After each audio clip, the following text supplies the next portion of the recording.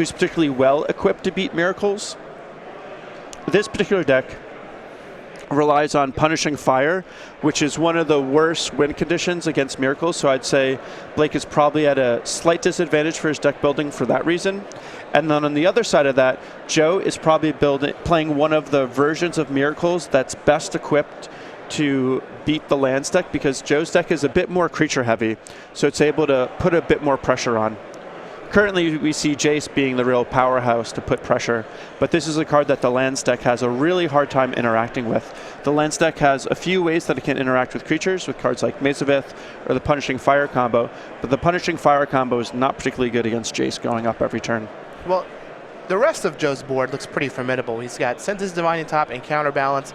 He has a Seal of Cleansing down to stop any choke-type shenanigans. He also has a Pithy Needle that's on Rishadan Port, and a Rest in Peace, which is, basically locking Blake's graveyard out of the game, which is a big part of the lands deck strategy. Yeah, the lands deck needs this graveyard not only for Punishing Fire, which I had mentioned, but also Life from the Loam. And right now, Joe, I mean, you can just essentially see a collection of cards that are good against lands. So Joe is just going to continue to move this Jace up. Eventually, he's going to be able to use the ultimate to actually win the game. Blake has Punishing Fire and Life from the Loam in his hand. Grove of the Burn Wheels on the battlefield, but that Rest in Peace is making his cards look real sad.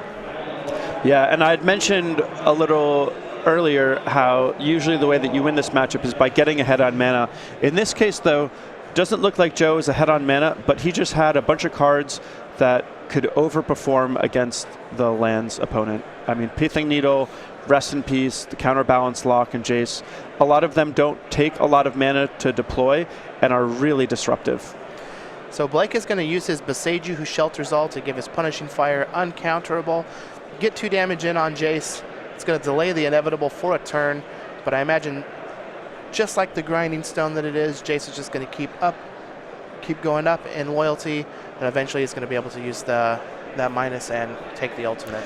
Yeah, Joe is just doing his control thing. He's been playing this deck for quite a while. I know he entered 2 classics this year and won both of them. Joe is well known as a real master of this Miracles deck, plays his own brand of it, a bit more creature heavy than a lot of the other builds, and he's really a powerhouse. In fact, Joe has so much faith in his Miracles deck. He dropped from the Modern Open in Louisville at 7-2. Yep.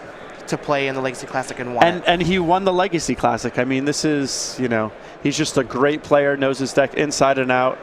And even though he dropped from that event, he still cashed the Open. So a man who knows how to diversify his assets and get some good value. So Joe Lossett, currently second on our leaderboard, is going to take this match 2-0 over Blake Sanford.